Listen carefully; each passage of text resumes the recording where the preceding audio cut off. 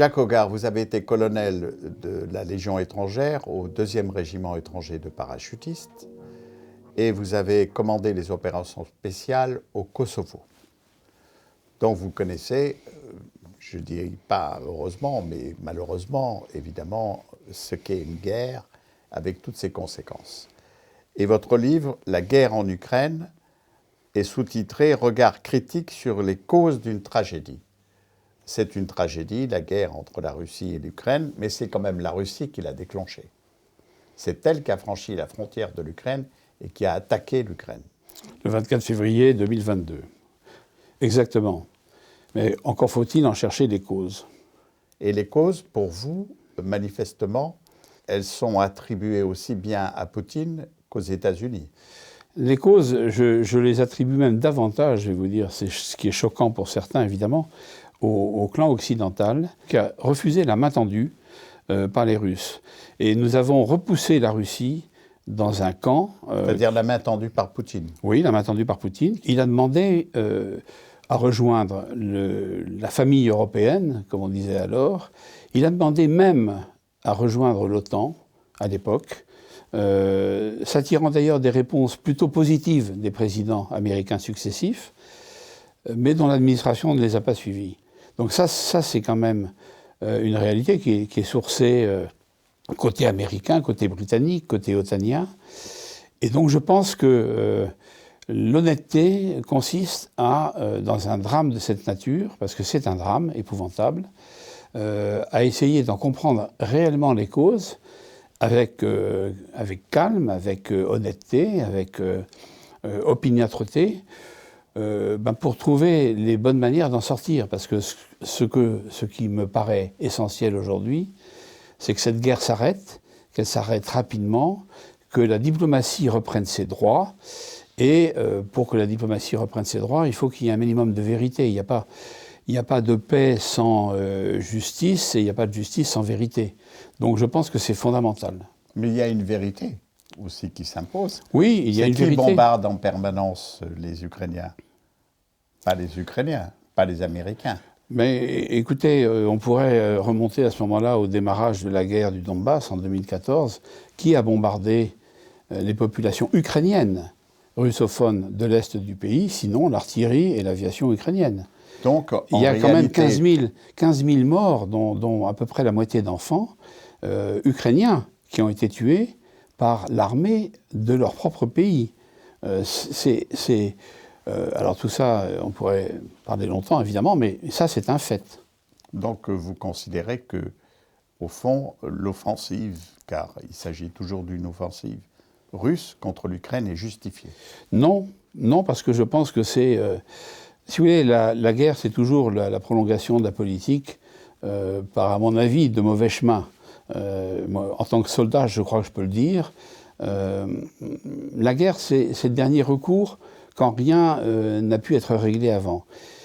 Mais quand rien n'a pu être réglé avant parce que on a manqué d'honnêteté, de volonté, de désir de le régler pacifiquement, je pense que c'est grave. Si vous prenez les déclarations de François Hollande et d'Angela Merkel récentes, pour dire les accords de Minsk, c'était un leurre, c'était un stratagème vis-à-vis des Russes pour gagner du temps et armer l'Ukraine face à la Russie, ça laisse entendre qu'il y avait une volonté guerrière derrière tout ça.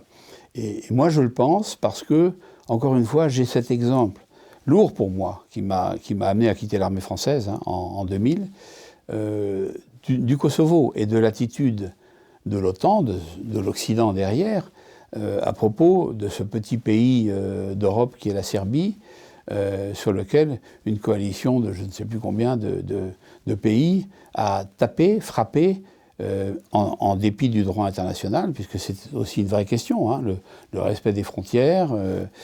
Donc je pense que, si vous voulez, l'Occident est malvenu aujourd'hui de donner des leçons de morale à Poutine qui a franchi la frontière ukrainienne, reconnue internationalement, alors que le même OTAN a franchi la frontière de la République fédérale de Yougoslavie. Donc vous considérez que les torts sont partagés? Oui, exactement.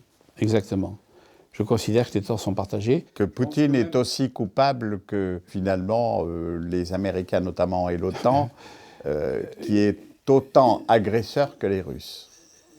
Je ne présente pas ça comme ça, parce que je pense qu'il a été poussé dans ses retranchements et qu'il est probablement tombé dans un piège. Mais avait-il les possibilités de ne pas tomber dans ce piège? Voilà ce que je veux dire.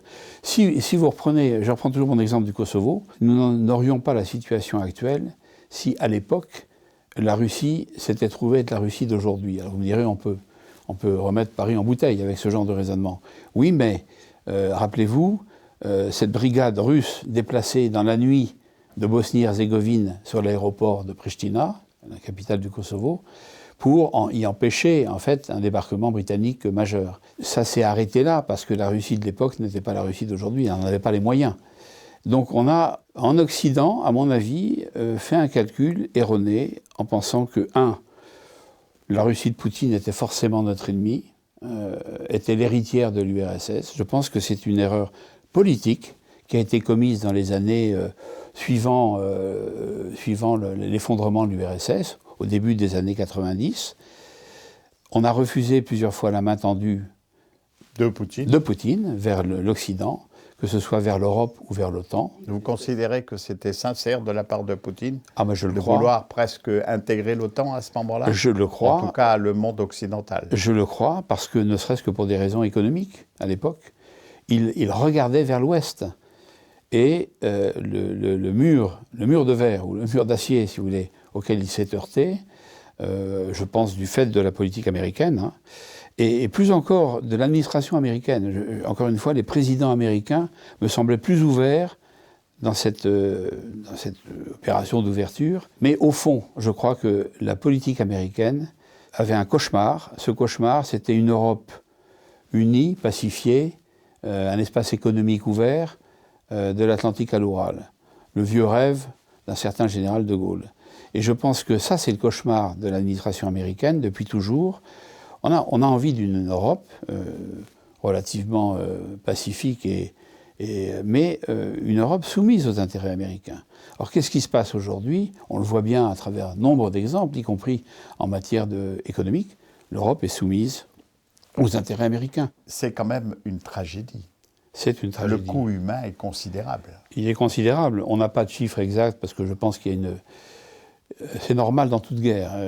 La guerre, depuis l'Antiquité, la propagande de part et d'autre est une arme de guerre. La désinformation ou la guerre de l'information, on peut appeler ça comme on veut. Moi, j'ai travaillé sur ces sujets à l'époque au commandement des opérations spéciales. Je connais bien le sujet, avec ce qui va derrière, les armes psychologiques, les psyops, comme disent les Américains, etc. Et qui est responsable finalement de cette tragédie? Je vous donne ma conviction profonde. Je suis navré de le dire parce que je n'ai pas... Moi, je suis élevé dans une famille de soldats. Mon grand-père a fait les 2 guerres mondiales. On était content de voir arriver les Américains, même si c'était tardivement en 1917. Mais ensuite, mon père m'a toujours dit, les Américains ne nous ont jamais aidés. Au contraire, ils nous ont savonné la planche. Donc, il y a eu l'OTAN, bien sûr. L'OTAN, je me souviens, enfant de l'OTAN installée où est la fac Dauphine aujourd'hui. Tout ça sont des souvenirs très précieux pour moi. Et je ne suis pas anti-américain. Moi, j'ai constaté qu'au Sahel, s'il n'y avait pas les drones américains pour aider l'armée française aurait été beaucoup plus en difficulté. Vous avez raison. Qu'elle n'a été. Vous avez raison. Et on a des retards techniques dans cette armée française que je suis le premier à regretter et à dénoncer quand j'en ai la possibilité. Et en même temps, ce n'est pas ce qui nous a empêchés de nous faire chasser du Sahel. Mais revenons au conflit Russie-Ukraine. Vous écrivez dans votre livre que la Russie gagnera la guerre. Je pense qu'elle l'a déjà gagnée militairement. Politiquement, c'est autre chose. Diplomatiquement, c'est autre chose. Mais je pense qu'aujourd'hui, ma conviction à moi, c'est que la guerre, militairement parlant, est perdue. Alors il y a bien sûr la compensation fournie par l'OTAN. On a quand même déversé 225 milliards, je crois, à peu près, d'euros ou de dollars en fonction, sur l'Ukraine. Surtout les États-Unis. Surtout les États-Unis, 200 à peu près, oui. Et le reste... Et l'Europe n'a pas les moyens d'être au niveau des Américains. Évidemment. Et donc, qui ira se battre en Ukraine si ce n'est les Ukrainiens. Et moi, franchement, ça me bouleverse en tant que Français, qui n'est ni l'ennemi d'Ukraine, ni l'ennemi de la Russie, ni l'ami de la Russie, ni l'ami de l'Ukraine, mais dont je considère que la France a un rôle particulier en Europe à tenir, qui est un rôle d'équilibre. En a-t-on les moyens? On les a perdus, peut-être de notre faute, aujourd'hui, mais rien n'empêche de retrouver une légitimité par un discours équilibré, sans faire de politique partisane, mais les Russes ont inventé le verbe macroner en russe, qui veut dire je vais à droite, je vais à gauche, je reviens au milieu, je ne sais pas très bien où je vais, mais j'y vais. Eh bien, je pense qu'en tant que Français, en tant que patriote français, qui aime son pays, ancien officier français, je souffre beaucoup de cette absence de la France. La France est une petite grande puissance, mais elle n'est une grande puissance que par sa voix, que par la force de son histoire, par la force de sa culture. Et aussi parce qu'elle détient l'arme nucléaire. Et aussi, qu'elle est membre du Conseil de sécurité de l'ONU. Absolument, et ce sont des choses, à mon avis, qu'il faut garder jalousement. Colonel Hogar, Poutine s'est trouvé un allié potentiel assez important. Peut-être le futur président des États-Unis. Donald Trump ne considère pas Poutine comme un adversaire. Il est même sceptique à l'égard de l'OTAN.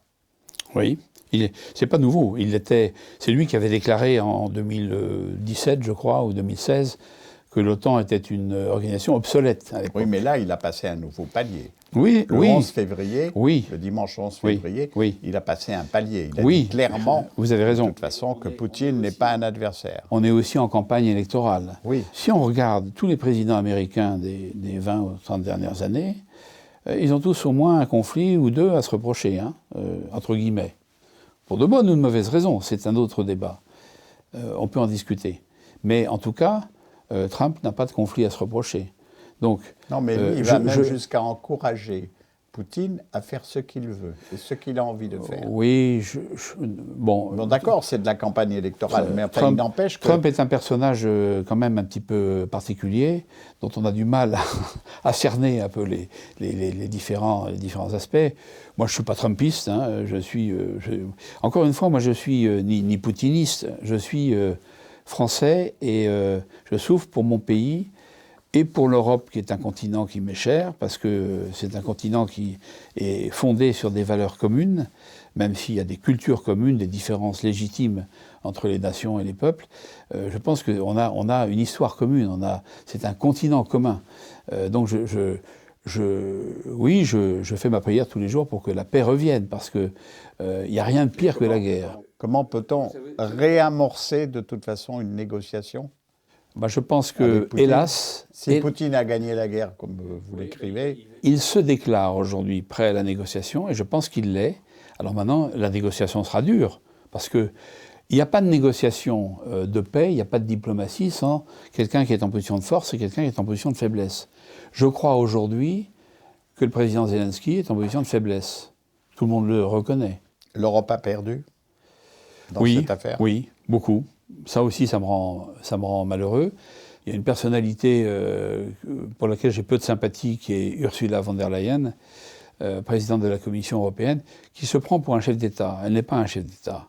Elle est la présidente nommée, non élue, de la Commission européenne, pour fédérer les États européens, pour les amener sur une ligne commune.